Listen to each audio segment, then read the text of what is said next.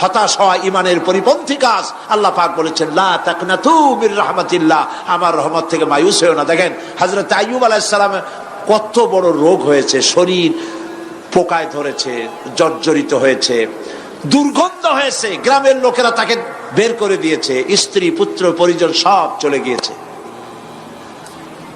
এমনকি জিহ্বায় যখন পোকা ধরল, হযরত আইয়ুব আলাইহিস সালাম আল্লাহ রাব্বুল আলামিনের দরবারে ফরিয়াদ করলেন, আন্নী মাসসানিয়াদ-দুররু ওয়া আনতা আরহামুর রাহিমিন।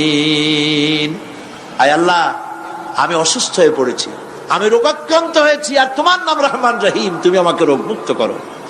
হযরত আইয়ুব আলাইহিস সালাম আল্লাহর দরবারে ফরিয়াদ করলেন, রব্বুল আলামিন সারা শরীরে পোকায় জর্জরিত হয়ে গেছে, এখন আমার জিহ্বায় পোকা ধরেছে, মাবুদ গো আমি তোমার কাছে ফরিয়াদ করি, আমার জিহ্বায় পোকা দিও না, কারণ জিহ্বাটাও যদি নষ্ট হয়ে যায় তাহলে তোমার মতো আল্লাহর জিকির আমি কি দিয়া করব। হযরত আইয়ুব আলাইহিস সালাম আল্লাহ পাকের কাছে যখন এ ধরনের ফরিয়াদ জানালেন, রব্বুল আলামিন তাকে তার রোগ মুক্ত করে দিলেন, তার স্ত্রী পুত্র সব আল্লাহ রব্বুল আলামিন ফিরাইয়া দিলেন। সুবহানাল্লাহ। সুতরাং মুমিন ব্যক্তি, কোরআন শরীফে সব আছে, কোরআনের মতো শ্রেষ্ঠ ওয়াজের কিতাব পৃথিবীতে আর শুধু বোঝার দরকার। বিপদে যত বড় বিপদ আসুক, কোন বিপদে মুমিন ধৈর্য হারাবে না। হযরত ইয়াকুব আলাইহিস সালামের ছেলে ইউসুফ আলাইহিস সালামকে যখন তিনি হারায় ফেললেন, তিনি অধৈর্য হয়ে গেছিলেন নাকি? অধৈর্য হন নাই। কারণ আমি আমার বক্তৃতার সূচনায় বলেছি, আমরা কল্যাণ বুঝি না, অকল্যাণও বুঝি না। কোন বিপদ আসতে পরে আমরা হয়রান হয়ে যাই, কিন্তু বিপদের মধ্যে কল্যাণ আছে আমরা তা বুঝতে পারি না। কথা বুঝে আসছে? হযরত ইউসুফ আলাইহিস সালামকে কুয়ার ভিতরে ফেলে দেওয়া হলো। 11 ভাই মনে করেছে কুয়ার ভিতরে ফেলে দিয়া ইউসুফ আলাইহিস সালামকে মেরে ফেললাম, কিন্তু তারা বোঝে নাই আসল কামটা কি হয়েছে। এটা তো কুয়া নয়, এটা একটা টানেল, এটা একটা সুড়ঙ্গ। একদিকে কেনান হলো তার এক মুখ, ওই সুড়ঙ্গের এক মুখ হলো কেনানের। কেনান ইউসুফ আলাইহিস সালামকে ফেলে দেওয়া হলো কুয়ার ভিতরে মারার জন্যে, কিন্তু আল্লাহ পাকের ইচ্ছা ইউসুফ আলাইহিস সালাম মরবে না। এই টানেলের অপর প্রান্ত মিশরের সিংহাসনের টানেলের এপার দিয়া ইউসুফ আলাইহিস সালামকে ঢুকালেন, অপর প্রান্তে মিশরের সিংহাসনে ইউসুফকে আল্লাহ বসাইয়া দিলেন। হযরত ইয়াকুব ছেলের জন্য অধৈর্য হলেন না। যখন তিনি খবর পেলেন ছেলে বাঘে খেয়ে ফেলেছে, তিনি তখন বলেছেন, ফাসাবুরুন জামিলুন আসাল্লাহু আইয়াতিয়ানি বিহিম জামিআ ইন্নাহু হুয়াল আলিমুল হাকীম।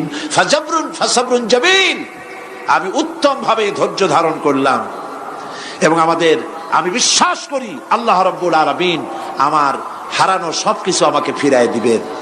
বহু বছর পর যখন হযরত ইউসুফ আলাইহিস সালাম প্রেসিডেন্ট হয়েছেন মিশরের, 11 ভাই গেল সেখানে সাহায্য আনার জন্য। সেই ঘটনা তো শোনাবো না, এমনি বলে যাচ্ছি। এরপরে তিনি তাদেরকে পরিচয় দিলেন, ওরা ভয় পেয়ে গেল। তিনি বললেন, ভয়ের কোনো কারণ নাই, লা তাসরিবা আলাইকুমুল ইয়াউম, আজকে আমি কোনো প্রতিশোধ তোমাদের নেব না। সুবহানাল্লাহ। এর নাম পয়গম্বর, এর নাম কি? আল্লাহর নবী। আমি আজকে কোনো প্রতিশোধ তোমাদের নেব না, তোমরা যাও। পিতার অবস্থা তিনি জানলেন, কাঁদতে কাঁদতে পিতার চোখ দুটো নষ্ট হয়ে গেছে। ইয়াকুব আলাইহিস সালাম, হযরত ইউসুফ আলাইহিস সালাম বললেন, যাও। নিজের জামাটা খুললেন, গায়ের জামা খুলে বললেন, ভাইরা আমার এই জামা নিয়ে যাও, আর আমার আব্বার চোখের উপরে এই জামাটা রেখে দিও।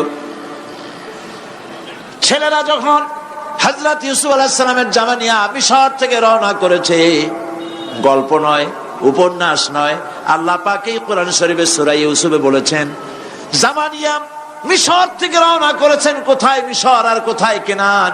কেনানে বসে হযরত ইয়াকুব আলাইহিস সালাম বলছেন, তোমরা যদি আমাকে মতিভ্রম পাগল যদি মনে না করো, তাহলে একটা কথা বলি, আমার নাকে এখন আমি ইউসুফের গন্ধ পেতেছি। সুবহানাল্লাহ। তোমরা যদি আমাকে মতিভ্রম না করো তাহলে আমি বলি আমি কিন্তু ইউসুফের গন্ধ পেতেছি। সুবহানাল্লাহ। হযরত ইউসুফ আলাইহিস সালামের জামা এনে ভাইরা যখন হযরত ইউসুফের চোখের উপরে রেখে দিলেন, হযরত ইয়াকুবের দুটো চোখ সাথে সাথে আল্লাহ ভালো করে দিলেন। ফাসাবরুন জামিল, ধৈর্য ধরো। ঈমানদার ব্যক্তি আশার উপরে তার জীবন বাঁচে, কারণ যত বড় বিপদ আসুক না কেন আশ্রয় পাওয়ার একটা জায়গা আছে, তার নাম হলো আল্লাহ। নাম কি? বলেন আল্লাহ। সবাই বলেন আল্লাহ আল্লাহ আল্লাহ আল্লাহ। হযরত ইউনূস আলাইহিস সালাম মাছটাকে গিলে ফেলে দিল, মাছটাকে গিলে মাটির অতল তলদেশে চলে গেছে। এত বড় বিপদ পৃথিবীর কোন মানুষের হতে পারে নাকি? বলেন, কি বলেন? মাছের পেটের ভিতরে জানালা নাই, দরজা নাই, বেরোবার কোনো পথ নাই, মাছ গেছে পানির অতল তলদেশ।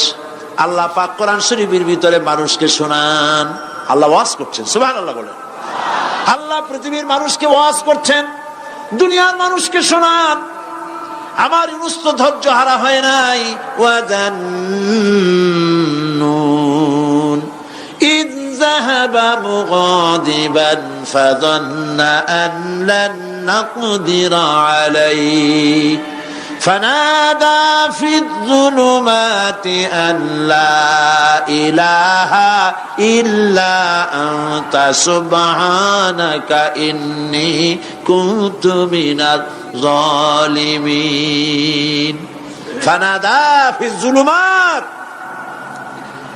জমায় কাসির, ত্রিবিধ অন্ধকারের ভেতর থেকে হযরত ইউনূস আলাইহিস সালাম চিৎকার মারলেন। মাছের পেটের অন্ধকার, পানির অন্ধকার, রাতের অন্ধকার, ত্রিবিধ অন্ধকারের ভেতর দিয়ে মাছের পেটের মধ্য দিয়ে ইউনূস আলাইহিস সালাম চিৎকার মারলেন। অধৈর্য হন নাই, হার্ট ফেল করেন নাই। তিনি বলছেন, পড়েন আমার সাথে, লা ইলাহা ইল্লা আনতা সুবহানাকা ইন্নী কুনতু মিনাজ জালিমিন। তুমি ছাড়া কোনো ইলাহ নাই, কোন উপাস্য নাই, মাবুদ নাই, তোমার পবিত্রতা ঘোষণা করছি, আমি জালিমদের অন্তর্ভুক্ত হয়ে গেছি। ইউনূস আলাইহিস সালাম যখন কাঁদতেছিলেন, আল্লাহ রাব্বুল আলামিন সেই কান্না শুনেছিলেন কিনা? বলেন, শুনছিলেন কিনা? শুনতে পেয়েছিলেন কিনা? পানির ভিতরে কেউ শোনে নাই, মাছের পেটের ভিতরে ইউনূস আলাইহিস সালাম কিভাবে চিৎকার করছেন, মাছের পেটের ভিতরের আওয়াজ পানির ভিতরে কেউ শোনে নাই, জমিনের কেউ শোনে নাই, অন্তরিক্ষে কেউ শোনে নাই, সাত আকাশের ভিতরে কেউ শোনে নাই, কিন্তু আরশে আজিমের মালিক আল্লাহ রব্বুল আলামিন শুনতে পেয়েছেন। সঙ্গে সঙ্গে রব্বুল আলামিন জবাব দিলেন, ফাস্তাজাবনা লাহু ওয়া নাজ্জাইনাহু মিনাল গাম্মি ওয়া কাযালিকা নুজিল মুমিনিন। পড়েন, ফাস্তাজাবনা লাহু ওয়া নাজ্জাইনাহু মিনাল গাম্মি ওয়া কাযালিকা নুজিল মুমিনিন। আমি ইউনূসের ডাকের জবাব দিলাম। কে বলতেছেন? বড় করে বলেন, কে বলছেন? আল্লাহ। সুবহানাল্লাহ। আপনারা কি ভয় পাইছেন? ভয় পেয়েছো মুসলমান? আল্লাহ রাব্বুল আলামিন বলেন, আমি আমার ইউনূসের ডাকের জবাব দিলাম। শুধু জবাব দেই নাই, আমি ইউনূসকে তার মাছের পেটের ভিতর থেকে বাঁচায় দিলাম। মাছের পেটের মধ্যে বেদনা শুরু হয়ে গেল, এমন বেদনা হয়েছে মাছ এখন বমি না করে পারে না। কথা বুঝতে পেরেছ? মাছ এখন বমি না করে পারে না। পানির উপরে মাছ ভেসে উঠল। আল্লাহ কোরআন শরীফের ভিতরে বলছেন, মাছ সাতরায়া কিনারায় চলে গেল, ইউনূস আলাইহিস সালামকে বমি করে ফেলে দিল। ইউনূস আলাইহিস সালাম বেঁচে গেলেন। আল্লাহ পাক বলেন, শুধু ইউনূসকে বাঁচাইলাম না, বরং আমি সকলের জন্য আশার বাণী শোনাই। শোনো মুমিনেরা, ওয়া কাযালিকা নুজিল মুমিনিন। মুমিন বান্দা যারা যত বড় বিপদ আসুক আমারে ডাকো, আমি বিপদ দিয়ে বাঁচাই দেব। সুবহানাল্লাহ, বিপদ থেকে আমি বাঁচাই দেব। আল্লাহ পাক বলেছেন ফাইন্না মাআল উসরি ইউসরান, ইন্না মাআল উসরি ইউসরা। জেনে রাখো, দুঃখ এবং কষ্টের পরে রয়েছে সুযোগ সুবিধা, আর অসচ্ছলতার সাথে রয়েছে উদার সচ্ছলতা। যত বড় বিপদ আসছে এই বিপদের পরেই আল্লাহ পাক তার গোলামদের উপরে রহমত নাজিল করবেন ইনশাআল্লাহ। সুতরাং ঈমানদার লোকেরা, তাদেরকে আল্লাহ পাক বলছেন কোনো ভয় নাই, কোনো চিন্তা নাই, যত বড় বিপদে পড়ো আমারে ডাকো, আমি ডাকের সাড়া দিয়ে দেব। সবাই আল্লাহরে ডাকেন, সুবহানাল্লাহ ওয়ালহামদুলিল্লাহ লা ইলাহা ইল্লাল্লাহ। জোরে পড়েন সুবহানাল্লাহ ওয়ালহামদুলিল্লাহ লা ইলাহা ইল্লাল্লাহ, সুবহানাল্লাহ ওয়ালহামদুলিল্লাহ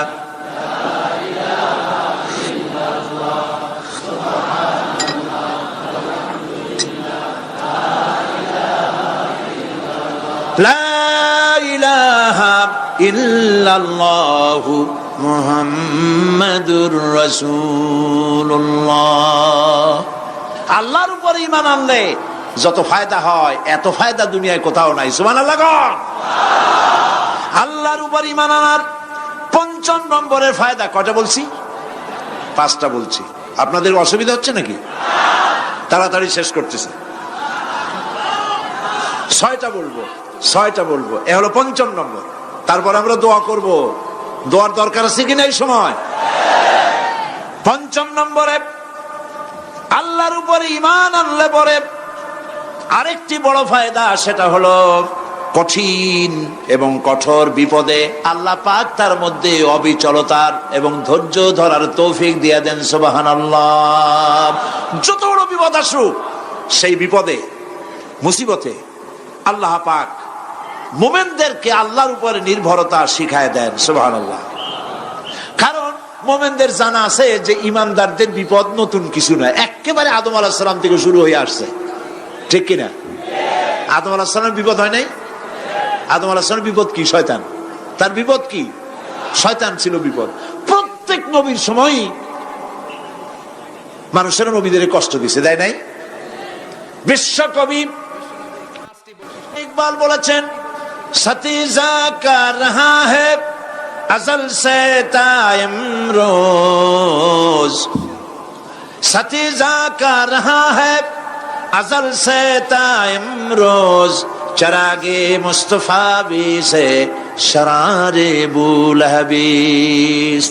আবহমান কাল থেকে শুরু করে মুহাম্মদ সাল্লাল্লাহু আলাইহি ওয়াসাল্লামের চারাগকে, নূরকে, ঈমানকে, ইসলামকে নিভায় দেওয়ার জন্য আবু জাহেলের গোষ্ঠীরা চিরকাল চেষ্টা করেছে।